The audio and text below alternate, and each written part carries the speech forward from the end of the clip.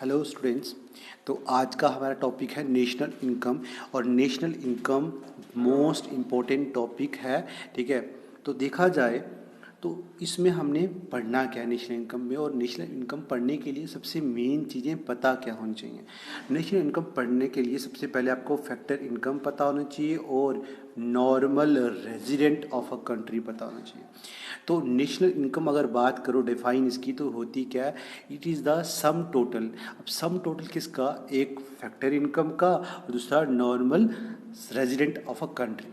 ठीक है, ये दोनों अगर पता होंगे तो आपको नेशनल इनकम के बारे में पता होगा, दोनों को सम करोगे और आपकी नेशनल इनकम निकल जाएगी। बहुत सिंपल है नेशनल इनकम अगर सही से पढ़ेंगे तो। ठीक है, तो आपको इसमें जो दो इम्पोर्टेंट टर्म्स पढ़नी है, डिफाइन करनी है, एक है फैक्टर इनकम, दूसरा normal resident of a country. सबसे पहले आज हम पढ़ते हैं फैक्टर इनकम क्या होती है। फैक्टर इनकम कुछ नहीं, जो भी आप किसी चीज़ को बनाने के लिए, जो भी चीज़ बनाने के लिए आप चीज़ें इस्तेमाल करते हो, ठीक है, जैसे लैंड का इस्तेमाल किया, ठीक है, लेबर का इस्तेमाल किया, कैपिटल का इस्तेमाल किया और एंटरप्रेन्योरशिप्स का इस्तेमाल किया या एंटरप्रेन्योर का इस्तेमाल किया, ये चार चीज़ें, इनको आप फैक्टर कहते हो। ठीक है, और फैक्टर इनकम भी यही बनाते हैं और फैक्टर पेमेंट भी यही बनाते हैं।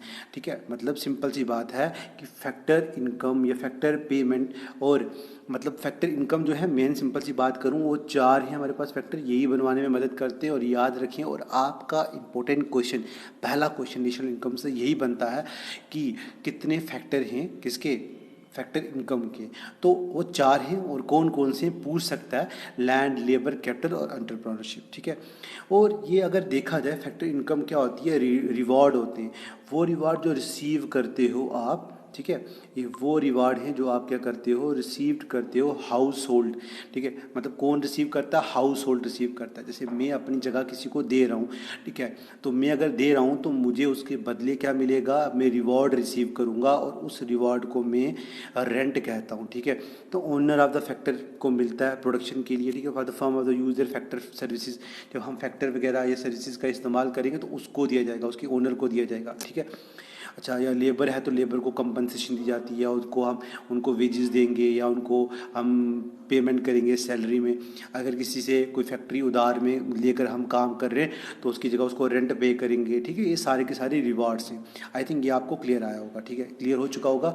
और सबसे इंपॉर्टेंट ये चार चीज़ें मैं पहले बता चुका हूँ, ये लैंड, लेबर, कैपिटल, एंटरप्रेन्योरशिप, ये याद रख लें, और चार फैक्टर होते हैं, ये भी याद रख लें।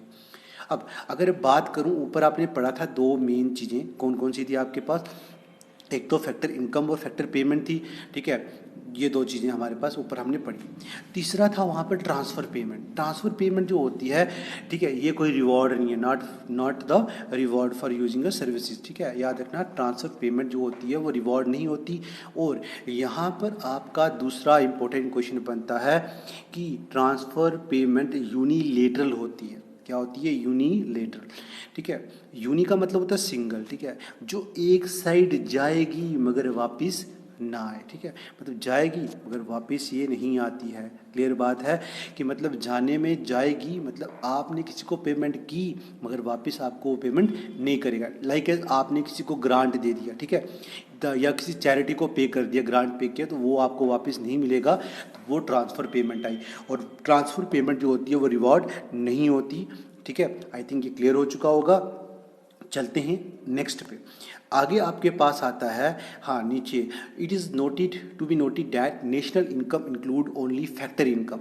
याद रखना, इसमें फैक्टर इनकम, फैक्टर पेमेंट आती है। जस्ट अभी अभी पढ़ा आपने कि इसमें फैक्टर इनकम और फैक्टर पेमेंट आती है, मगर आपके पास ट्रांसफ़र पेमेंट नहीं आती। जस्ट अभी पढ़ा था, ट्रांसफ़र पेमेंट नहीं आती। क्यों नहीं आती, ये रिवॉर्ड नहीं है। ठीक है, ये रिवॉर्ड नहीं है। एक दूसरा, ये यूनिलेटरल है, अभी जस्ट पढ़ के आए हो कि मतलब ये जाएगी मगर वापस नहीं आएगी।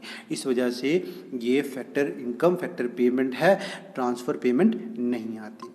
नेक्स्ट आपका टॉपिक है जो पढ़ने लायक है, जो अभी पढ़ा नेशनल इनकम को समझने के लिए, वो है आपके पास normal resident. Normal resident, normal resident एक तो आ गया सिटीजन ऑफ द कंट्री। ठीक है, जो हमारी इकॉनमी को बढ़ाने के लिए काम कर रहा है, जिसका इंटरेस्ट हमारी इकॉनमी में है। ज़रूरी नहीं है वो इंसान आपकी मतलब कंट्री का ही सिटीज़न हो, अगर कोई बाहर का आदमी भी है, उसका इंटरेस्ट जो है इकॉनमी में, हमारी इकॉनमी में, मतलब हमारी इकॉनमी में वो प्रोडक्शन कर रहा है, तो इसका मतलब वो भी नॉर्मल रेजिडेंट ऑफ कंट्री माना जाएगा। 1 साल से ज़्यादा उम्र, मतलब ज़्यादा टाइम के लिए रहा है तो वो भी माना जाएगा। फॉर एग्जाम्पल अगर बात करूँ, यहाँ पे एक एग्जाम्पल दी है कि सोनिया गांधी ले लिया आपने। सोनिया गांधी है क्या? ये नॉर्मली इटली में रहने वाली है, ठीक है। If an Italian like Sonia Gandhi normally residing in India, कहाँ रह रही है वो? इंडिया में रह रही है। उसका सेंटर ऑफ इंटरेस्ट भी कहाँ पर है? इंडिया में है, तो उसको आप नॉर्मल रेजिडेंट ऑफ इंडिया मान के चलोगे, ठीक है। मगर उसका ओरिजिन कौन सा है? इटालियन है, मगर वो नॉर्मल रेजिडेंट ऑफ इंडिया कहलाएगी क्योंकि उसका इंटरेस्ट इंडिया में है। आई थिंक ये जितना भी पढ़ा आपने वो क्लियर हुआ आपका। आगे कुछ फैक्टर्स थे कि नॉर्मल रेजिडेंट में आपके पास इंडिविजुअल्स भी आ सकते हैं और ऑर्गेनाइजेशन भी आ सकती है, मतलब सिर्फ एक आदमी की नहीं, पूरी की पूरी ऑर्गेनाइजेशन की बात भी कर सकते हो।